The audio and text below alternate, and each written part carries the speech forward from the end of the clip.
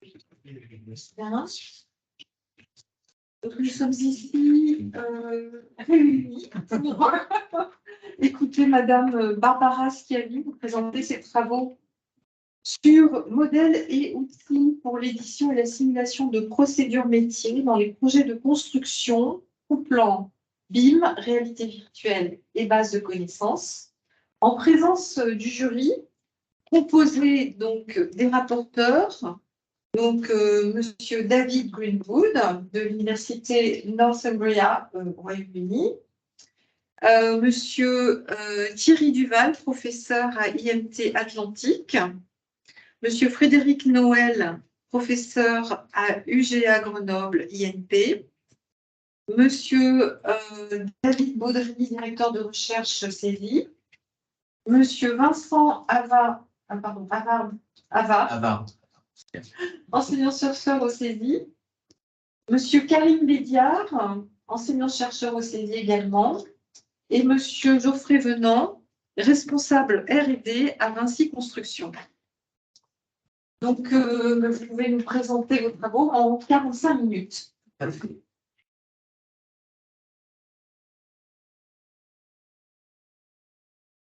Merci Madame la Présidente, merci membres du jury et à tous d'être présents aujourd'hui pour la présentation de mes travaux de thèse de doctorat intitulés Modèles et outils pour l'édition et la simulation de procédures métiers dans les projets de construction, plan BIM, réalité virtuelle et base de connaissances. Donc cette thèse CIFRE est en collaboration entre le laboratoire Frézy-Luméact et l'entreprise Vinci Construction et elle a été encadrée par David Baudry et encadrée par Vincent Havard, Karim Bédiard et en entreprise Geoffrey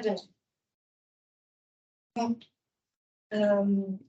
Les travaux seront présentés en 5 parties. Donc, tout d'abord par le contexte dans lequel s'inscrivent ces travaux de thèse, puis un état de l'art par la méthodologie de systématique revue de littérature.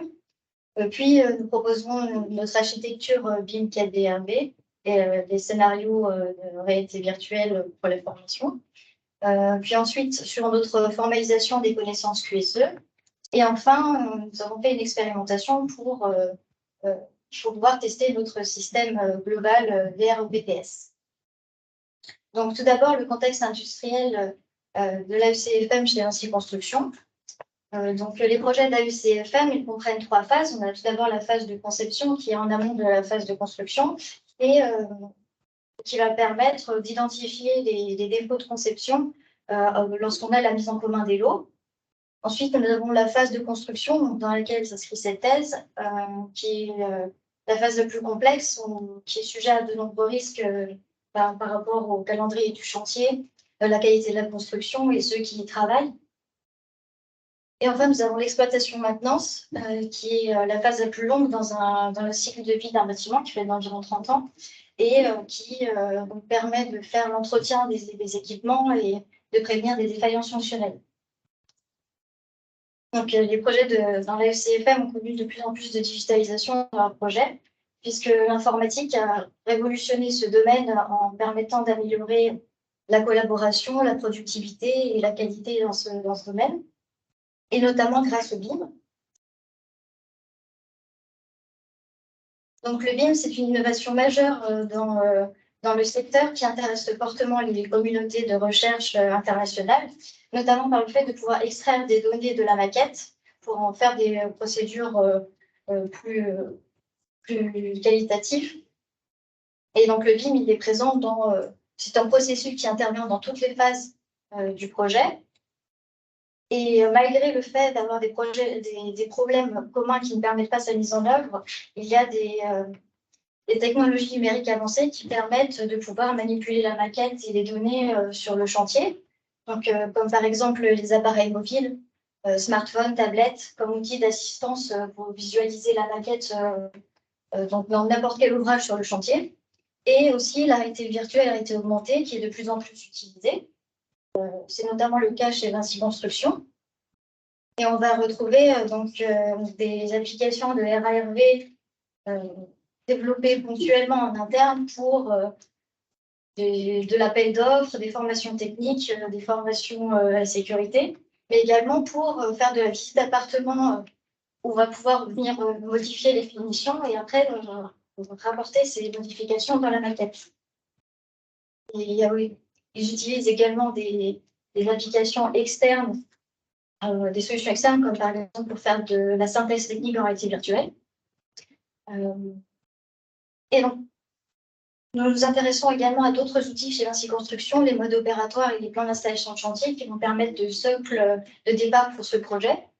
Et donc, les modes opératoires, ils sont appelés SAFE chez Vinci Construction, et c'est des documents qui regroupent la procédure opérationnelle, le matériel et les informations de qualité, sécurité, environnement du mode opératoire. C'est un travail collaboratif entre l'ingénierie méthode, la prévention et l'encadrement de chantier qui valide ensemble ces SAFE. Et donc, elles sont utilisées lors de quarts d'heure sécurité en début de journée sur chantier avec les équipes, mais également elles constituent le dossier du PPS-PS. Et donc, voici à quoi ressemble la suite de ce mode opératoire illustré. Et donc, il y a de rares modélisations et animations 3D qui ont été réalisées pour des SAFE en réalité augmentée, par exemple, où on va venir avec son mobile scanner la SAFE en question et voir apparaître les phases modélisées et animées, ou pour des films explicatifs. Mais du coup, donc, ces modélisations et animations sont rares puisque ça demande des connaissances spécifiques métiers et du temps pour développer et animer chaque phase. Alors, depuis 2020, les équipes de l'ingénierie méthode créent des modes opératoires BIM sous le logiciel Revit d'Autodesk, donc qui est un logiciel dédié à la modélisation BIM. Mais cependant, une fois que le mode opératoire a été créé, il n'est réutilisé que pour en faire des captures d'images qui vont être réinsérées en fait dans des SAFE PDF. Donc finalement, les connaissances professionnelles ne sont pas pleinement exploitées. Alors voici un schéma résumant l'exploitation des SAFE chez Vinci Construction. Et en dehors du quart d'heure sécurité, elles sont accessibles à tous en PDF, donc sur la borne interactive sur chantier. Et chez Vinci Construction, il existe des applications de PIC interactives, donc des plans d'installation de chantier, qui est l'installation évolutive d'un chantier avec les phases d'exécution, et qui sont donc disponibles sur la borne interactive. Et on voit très bien que ces SAFE puissent s'appuyer sur ces applications pour y être rassemblées, puisque chaque PIC est propre à un projet, et les modes opératoires spécifiques qui seraient du coup contextualisés et faciles d'accès.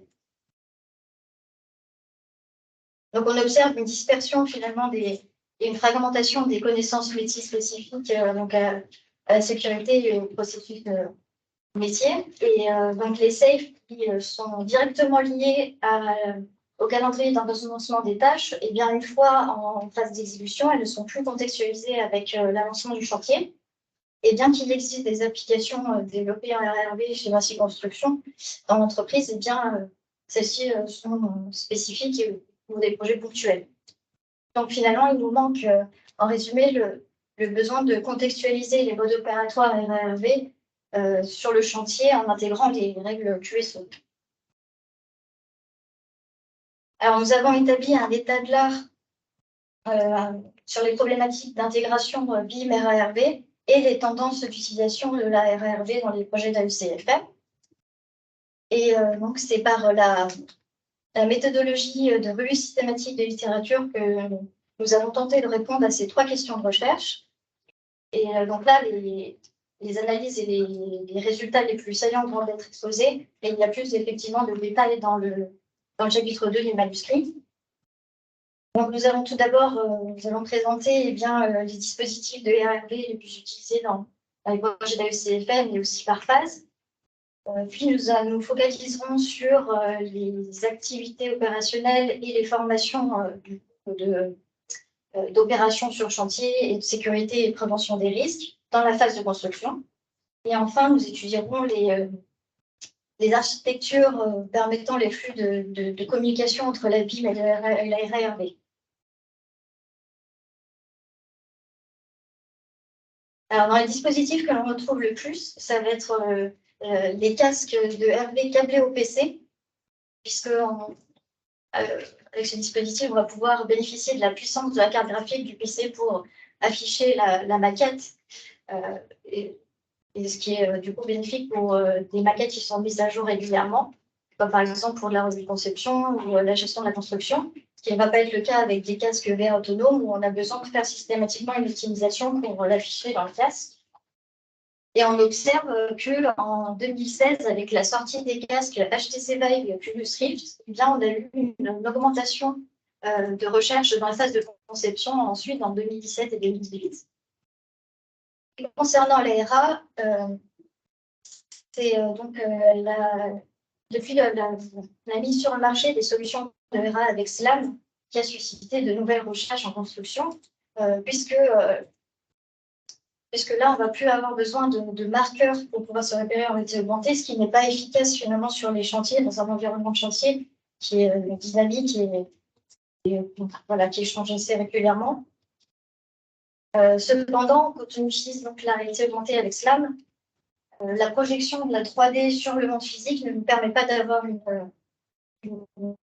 précision au millimètre, ce qui peut être problématique pour du contrôle qualité, par exemple. Et donc, on peut observer que en 2018, avec la sortie des environnements de développement et architecture, eh bien, on a eu justement une augmentation de recherche dans la phase d'exploitation-maintenance. Et en effet, alors, dans ce tableau qui regroupe le nombre d'études en activité opérationnelle et formation par phase et par technologie, c'est bien la réalité augmentée qui a été le plus utilisée dans notre SLR pour la maintenance en exploitation-maintenance. Et donc, ce tableau nous a également permis d'identifier les activités opérationnelles et formations les plus représentées dans notre SLR et également les moins représentées, puisque effectivement, les activités et formations en opération sur le chantier et sécurité et prévention des risques, ce sont des activités qui demandent beaucoup de connaissances spécifiques. Et si on veut pouvoir avoir de l'intégration d'interaction en RARV, cela va demander de la recherche plus approfondie sur justement l'interopérabilité entre le BIM, les connaissances métiers et les événements en temps réel. C'est pour ça que nous sommes ensuite focalisés sur ces applications-là de RARV, mais dans la phase de construction. Et donc, donc, cette analyse elle a été faite sur 11 articles de notre SLR. Et après analyse dans la phase de construction, c'est la technologie de RV qui est le plus utilisée pour ces applications. Et dans ces études, en fait, les scénarios proposés sont trop restrictifs ou hard-codés, ce qui va nous limiter le nombre de scénarios de cas d'usage disponibles. C'est pour cela que nous avons continué notre analyse en se focalisant sur justement les flux de données communiquant entre le BIM et l'ARV pour pouvoir bien proposer des procédures de scénarios ces applications. Alors, voici l'architecture synthétisant justement les différentes architectures de flux de données pour communiquer entre le BIM et l'ARV, donc dans la littérature, puis dans les solutions commerciales. Et en plus, donc, d'avoir plusieurs étapes pour pouvoir tout d'abord optimiser la géométrie pour pouvoir l'afficher, et bien, des efforts de développement complémentaires sont utiles pour pouvoir accéder aux métadonnées de la maquette. Et depuis 2020, eh bien, il existe des solutions commerciales qui vont en une seule étape finalement faciliter cette intégration de BIM en réalité virtuelle qui a été augmentée, mais cependant pour faire des applications génériques. Et donc, toutes ces options ne permettent pas de pouvoir finalement modifier le fichier original BIM en RARV. Et suite à l'analyse de l'état de l'art, eh bien, nous avons fait le choix technologique de se concentrer sur la réalité virtuelle et l'Unity Reflect pour la suite de nos travaux. Et du coup, il demeure quand même la complexité de création et d'intégration de RV dans ces systèmes BIM RV.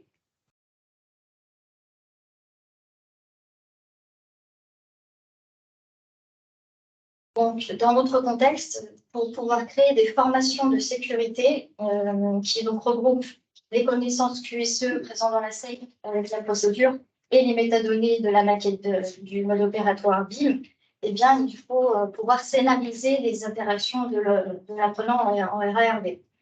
Donc, c'est pour cela que nous avons fait un état de l'art justement sur les modèles de données de scénarios permettant de faire des formations RB. Donc tout d'abord dans la construction.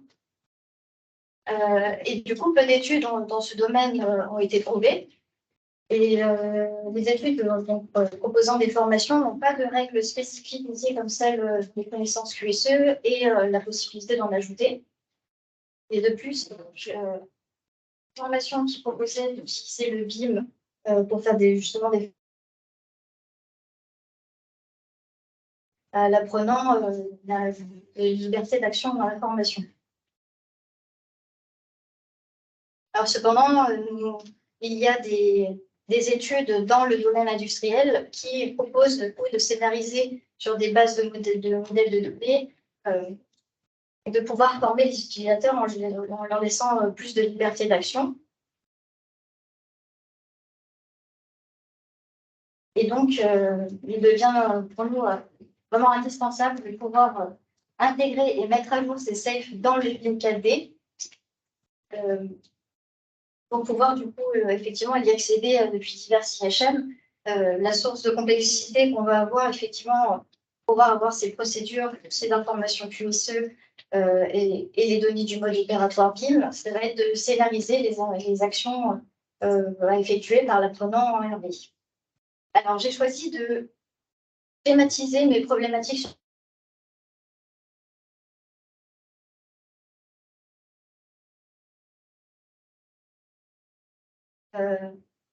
étudier la partie A et B qui va être de créer une formation en réalité virtuelle du mode opératoire provenant du BIM avec la maquette du projet BIM 4D, donc avec la notion d'environnement et de temps BIM 4D. Puis va être présentée finalement la formalisation des connaissances QSE pour pouvoir, avec donc les règles de sécurité, pouvoir les intégrer dans cette formation RB en phase avec la procédure. Dans l'état de l'art, le manque d'architecture unifiée nous ont conduit à proposer une architecture BIM 4D RB et une plateforme d'édition pour la formation en modes opératoires en RB. Et donc, voici notre proposition de système de conception automatisée pour les scénarios de RB dans la formation utilisant les métadonnées BIM. Donc, en entrée, on va avoir la maquette et le mode opératoire dans notre système qui est avec un premier processus, donc GAS, génération automatisée de scénarios, va pouvoir créer toutes les tâches d'assemblage provenant des métadonnées BIM. Et ensuite, donc, reprendre ce scénario dans un éditeur pour l'édition, dans un deuxième processus, donc édition, scène et scénario par un expert, où un expert va pouvoir du coup affiner ce scénario en rajoutant des tâches, mais là liées à la qualité, à la sécurité et à l'environnement.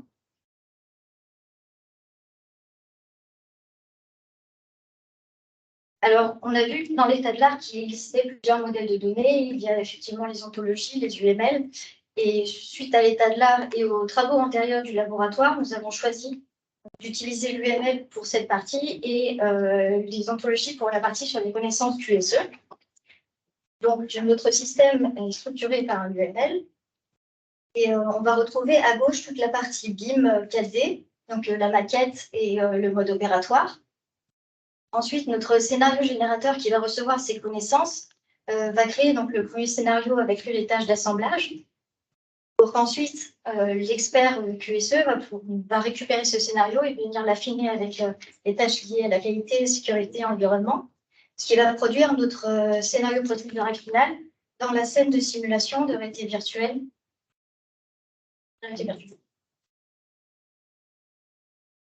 Alors, voici l'instanciation d'une tâche d'assemblage lors de la construction d'une colonne en béton. Donc, dans le BIM, voici notre colonne en béton. Et on voit qu'elle va être créée en fait en phase 77. Donc, notre colonne en béton ici qui n'est pas encore apparue, parce qu'elle n'est pas encore construite. Et en fait, tous les objets ici, c'est ceux qui vont permettre de faire le mode opératoire pour construire cette colonne. Donc, ils sont ancrés en phase 76 et qui seront démolis en 77 une fois que la colonne sera construite. Alors, les données paramétriques que nous avons ajoutées à ces objets BIM pour pouvoir permettre à notre générateur de faire un scénario de tâches d'assemblage sont ici l'IFC ID Assembly List, qui va en fait regrouper les ID des objets permettant de faire cet ouvrage. Ensuite, nous avons l'assembly step, qui est l'ordre de l'assemblage. L'interaction type, donc qui va permettre au générateur de savoir si cette tâche va être assemblée par l'opérateur ou par la grue. Ensuite, le walkable qui va nous permettre de savoir si on rajoute un script de réalité virtuelle pour pouvoir se déplacer à la surface de cet objet. Et enfin, l'action list. Eh bien, dès lors, l'ingénieur méthode qui va créer le mode opératoire sur Revit va pouvoir ici ajouter des tâches qui sont du coup des tâches basiques et pas forcément modéliser l'interaction en réalité virtuelle, comme par exemple boulonner sur la plateforme, qui va être illustré après. Donc ici, on passe sur le fait d'affiner le scénario. Donc voici VRTSE, l'interface de notre éditeur de scénario. On va venir glisser la maquette importée dans Unity et créer les scènes, créer les tâches d'assemblage. Et on va pouvoir ici ajouter n'importe quelle tâche, comme par exemple la tâche choisir. Et une fois ici, on va faire glisser l'objet associé à cette tâche et on va venir choisir donc le label d'action, par exemple, boulonner sur la plateforme et valider son scénario. Donc, voici une vidéo en rapide, en accéléré, qui montre comment utiliser notre éditeur. Donc, on vient nommer son scénario, glisser depuis la hiérarchie de Unity la maquette qui va créer les stages d'assemblage. Et là, tout simplement, on va pouvoir réordonner, supprimer des tâches. Voilà, tout simplement de façon autonome et sans coder. Alors ici, ces deux figures illustrent respectivement une tâche assemblée et une tâche choisir. Donc, on observe que pour la tâche assemblée, une fois que l'opérateur tient l'objet assemblé dans sa main, il y a le fantôme en jaune qui apparaît à l'endroit de l'assemblage. Et pour la tâche choisir, une fois qu'on sélectionne l'objet, un panel apparaît avec plusieurs options d'action à faire pour valider cette tâche.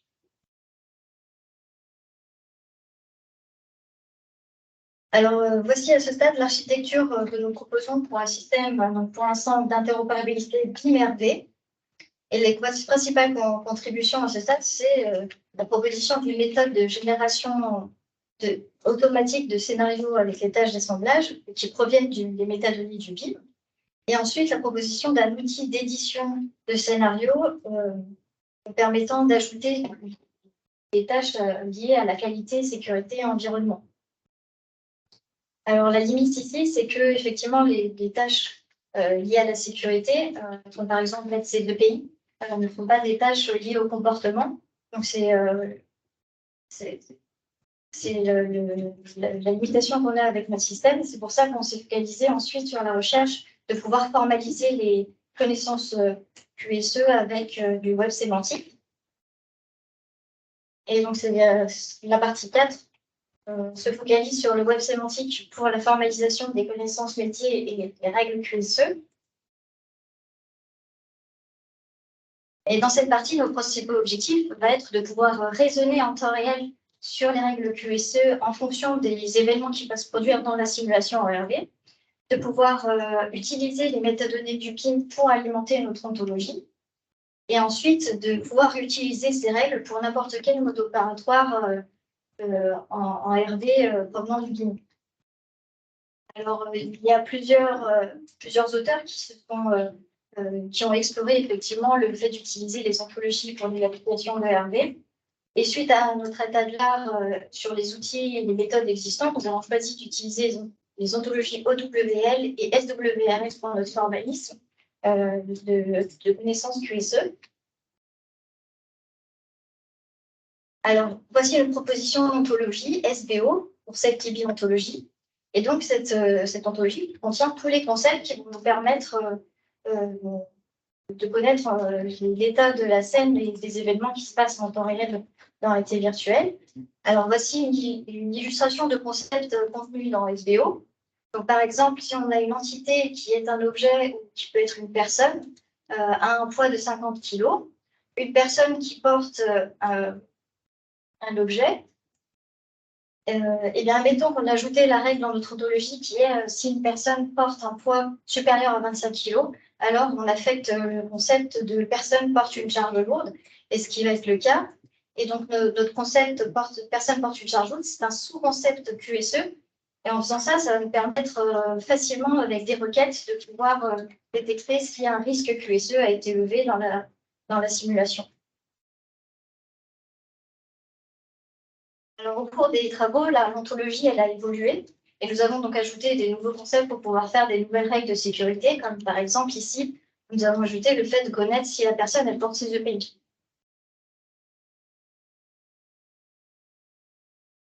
Alors, voici l'évolution de notre architecture, où on est venu rajouter à notre architecture d'interopérabilité BIM-RV le formalisme QSE. Et donc, en expliquant le flux de comment interagissent cette architecture, et bien tout d'abord en phase d'initialisation, donc avant de commencer la simulation, on va charger notre ontologie SBO dans notre moteur Jena, donc un serveur FuseKey, qui lui va communiquer avec la simulation VRV. On va avoir toute la partie BIM, donc maquette et projet, qui va être importée dans notre dans l'Unity, avec donc l'Unity qui va s'occuper de réassocier les métadonnées à la géométrie BIM. Et enfin, une phase de temps réel. Donc, une fois qu'on démarre la simulation, au tout début, tout l'état de la scène, donc les objets, les opérateurs, vont alimenter l'ontologie. Nous avons décidé que toute la gestion des événements, finalement, lorsqu'un événement va être levé, va être fait dans le moteur 3D Unity, comme par exemple le calcul de proximité entre l'opérateur et le roulant. Ça, c'est un événement qu'on souhaite lever et informer notre ontologie. Donc, en 6, on va envoyer, par exemple, cette information pour mettre à jour l'ontologie avec l'état de l'environnement, qui va donc successivement, avec notre service de traitement des ontologies, en déduire si, voilà, par exemple, si on avait ajouté une règle qui est si l'opérateur est à proximité d'un engin roulant, alors il y a un risque de collision engin-piéton. Et donc ça va être déduit et renvoyé dans la simulation pour en avoir la conséquence, donc comme par exemple alerter l'opérateur. Et enfin, en 9, on voit ici qu'on va pouvoir ajouter dynamiquement, pendant que la simulation tourne, de nouvelles règles ou en ajuster pour, par exemple, augmenter la difficulté. Et donc, 3 cas d'usage nous ont permis de valider ce système avec les 3 règles suivantes. Donc, ne pas porter de poids supérieur à 25 kg, de ne pas rester sous la charge de grue lorsque celle-ci est en activité, et le fait de ne pas cumuler ces risques, dont cette règle que nous avons ajoutée dynamiquement justement en temps réel. Et le fait de valider ces cas, ça va permettre d'étendre la liberté de l'expert QSE qui va donc pouvoir tester en temps réel virtuelle les règles qui ajoutent, qui modifient ou qui suppriment. Et cela aussi nous permet d'imaginer une session de formation qui pourrait avoir lieu où justement l'expert QSE va bien modifier la difficulté en fonction des compétences de l'apprenant. Suite à un état de l'art sur les éditeurs graphiques de règles SWRL, nous avons développé notre plateforme web SWRP. Et grâce à cette plateforme, justement les non-experts en web sémantique vont pouvoir créer des règles de façon autonome et simple et qui vont se retrouver directement dans l'ontologie SBO.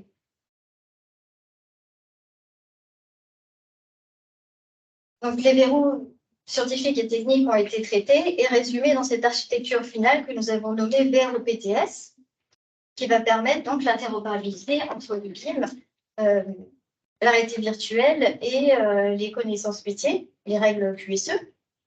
Et donc, c'est notre proposition d'architecture finale que nous avons souhaité ensuite tester lors d'une expérimentation. Donc, c'est notre partie 5 où on a fait une expérimentation avec 2 objectifs. Donc, tout d'abord, de tester les VROPTS avec les outils de réalité virtuelle et ensuite de pouvoir analyser le niveau d'appropriation de règles de sécurité en situation réelle.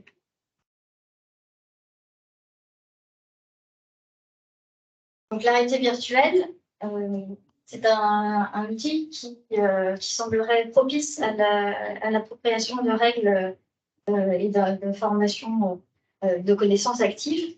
Et dans un CLR récent de 29 articles comparant justement la réalité virtuelle avec d'autres supports de formation, nous en avons pris 4 qui, elles, comparent la réalité virtuelle avec le support vidéo pour la formation, puisque chez Vinci Construction, c'est la vidéo qui est support de formation en prévention.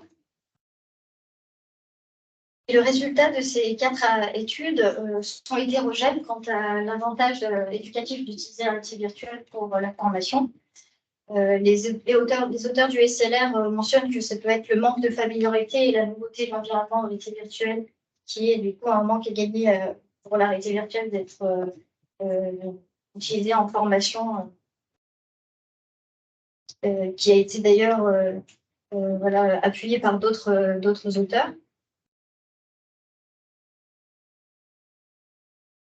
Et donc, nous avons choisi, dans notre expérimentation, d'analyser sur plusieurs critères l'usage de la formation en réalité virtuelle par la performance, le comportement et la satisfaction des participants, suivant ces 7 hypothèses. Donc, 2 hypothèses sur la performance avec la rétention des règles de sécurité après la formation et une sur le temps pour effectuer le mode opératoire en conditions réelles.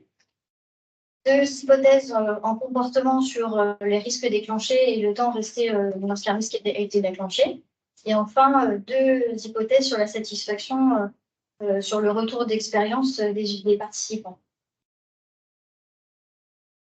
Alors, voici le protocole expérimental. Donc, nous avons séparé en 2 groupes, un groupe A et un groupe B. Le groupe A qui a fait la formation en vidéo et le groupe B qui a fait la formation en réalité virtuelle. Et les 2 groupes sont passés dans un tutoriel de réalité virtuelle avant de passer donc soit dans la formation RV, soit dans le chantier RV. Et les participants ont rempli un questionnaire sociodémographique avant la session. Et pour la performance, donc, c'est un questionnaire de règles sur les règles de sécurité, donc pour la rétention des notions de sécurité après formation, qui a été soumis après la session et une semaine après la session d'expérimentation. Et pendant le chantier RV, nous avons donc enregistré le temps pour effectuer chaque participant pour faire le mode opératoire. Concernant le comportement, nous avons enregistré les données donc, de nombre de risques déclenchés et le temps que chaque participant est resté dans un risque déclenché. Et enfin, au niveau de la satisfaction, nous avons utilisé le questionnaire SUS donc sur l'utilisabilité de l'outil et le questionnaire UEQ sur le retour d'expérience des utilisateurs que nous avons soumis après la formation RV et ensuite après le chantier RV. Donc, suite au questionnaire sociodémographique et professionnel, nous avons pu collecter ces données et nous observons que nous avons une répartition similaire dans les tranches d'âge des 2 groupes. De même pour l'usage de la réalité virtuelle dans les 2 groupes. Concernant le niveau des participants, eh bien, nous avons peu de participants au niveau avancé et un léger déséquilibre en faveur du groupe A.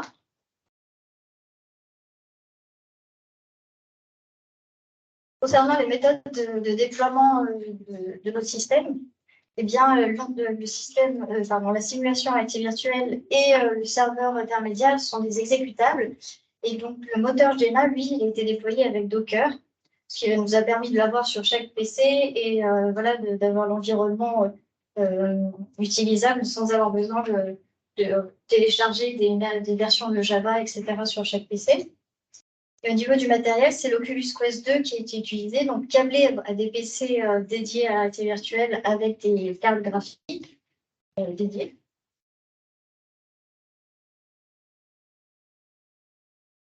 Alors, pour la formation en réalité virtuelle, nous avons réduit les tâches du mode opératoire en ajoutant des nouvelles au début pour justement pousser le participant à faire l'expérience des risques qui vont être rencontrés sur le chantier RV. Donc, à chaque fois que le participant déclenche un risque, il va être alerté et informé. Donc, les différents risques qui peuvent être rencontrés, il y en a 4. Donc, comme on a pu voir, le fait d'aller sur le chantier sans avoir mis ses EPI, le fait d'avoir une collision avec un déplacement avec les engins de chantier.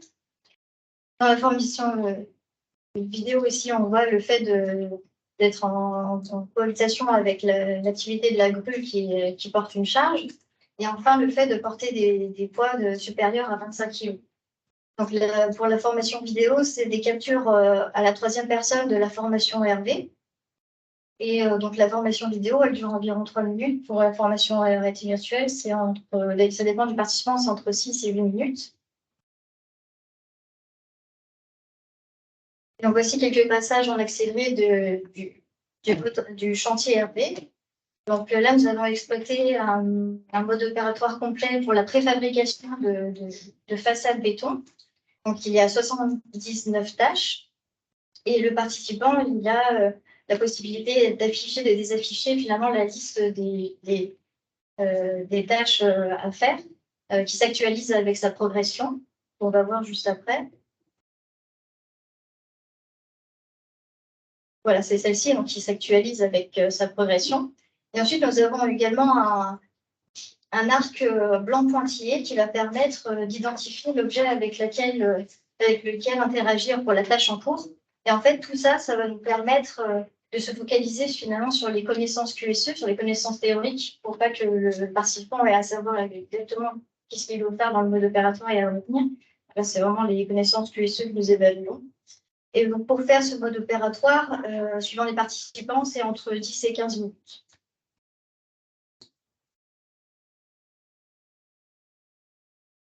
Concernant les résultats sur les rétentions des connaissances en sécurité, suite au questionnaire de règles de sécurité qui ont été faits post-expérience et une semaine après l'expérimentation, eh bien, nous n'avons pas eu de différence significative que le groupe finalement était formé en réalité virtuelle ou formé en vidéo dans les deux cas, ce qui montre que finalement c'est un outil à performance égale, ce qui est le support traditionnel vidéo. Et concernant les résultats sur le temps pour faire le mode opératoire dans le chantier RV, eh bien, le groupe formé en réalité virtuelle a été plus performant d'environ 3 minutes en moyenne que le groupe formé en vidéo. Donc, ceci peut inclure peut-être un biais, puisque finalement, le groupe formé en réalité virtuelle a fait un morceau du mode opératoire en début de formation RV. Mais nous ne pouvons pas savoir si ce biais d'apprentissage provient finalement du fait de mieux maîtriser la réalité virtuelle en ayant passé plus de temps ou le fait d'avoir fait un morceau du mode de la procédure pendant la formation RV. Concernant le comportement, nous n'avons pas non plus dans les résultats de différences significatives entre les deux groupes dans le nombre de risques déclenchés ou le temps resté dans un risque déclenché, mais nous observons quand même que le groupe formé en réalité virtuelle a déclenché en moyenne moins de risques et est resté moins longtemps lorsqu'un risque a été déclenché. Et on observe également que le groupe B, formé en réalité virtuelle, a eu une réaction plus homogène dans leur comportement suite aux résultats. Maintenant, les résultats concernant la satisfaction, donc avec le questionnaire EEQ sur le retour d'expérience des participants, eh bien, nous avons eu de bons et d'excellents résultats qui montrent que l'outil de réalité virtuelle est plus attractif, plus stimulant, plus original. Et concernant l'utilisabilité de l'outil, donc nous n'avons pas eu de différence statistiquement significative entre les deux groupes. Mais nous avons eu tout de même de meilleurs résultats avec le groupe B formé en réalité virtuelle qui ont trouvé vraiment que ça a été un excellent outil, qui même le recommanderait en tant qu'ingénieur chantier pour leurs équipes. Les hypothèses et les résultats ont été résumés dans ce tableau. Et donc, nous pouvons dire que finalement, cette formation en réalité virtuelle est un outil à performance égale avec les outils traditionnels vidéo, mais en étant plus attractif, plus stimulant, et qu'on a observé finalement un comportement plus homogène par le groupe formé en réalité virtuelle. Mais cela aurait besoin d'études plus approfondies pour pouvoir montrer cela. Et enfin, surtout, cette expérimentation nous a permis de valider la méthode de déploiement des applications basées sur le cœur et la stabilité de VROPTS pendant toute la durée de l'expérimentation.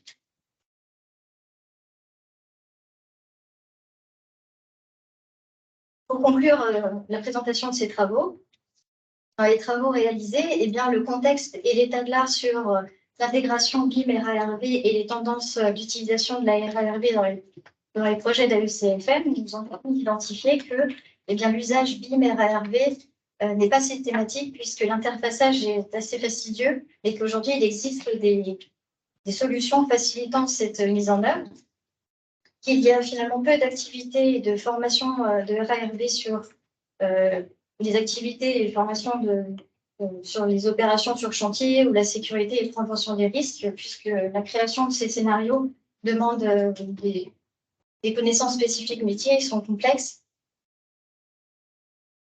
Ce qui nous a conduit à proposer un système basé sur l'UML pour la conception automatisée de scénarios donc en 2 temps. Tout d'abord avec la génération automatique des tâches d'assemblage provenant des métadonnées du BIM, et ensuite l'affinage de ce scénario par les experts en ajoutant les connaissances qualité, sécurité, environnement.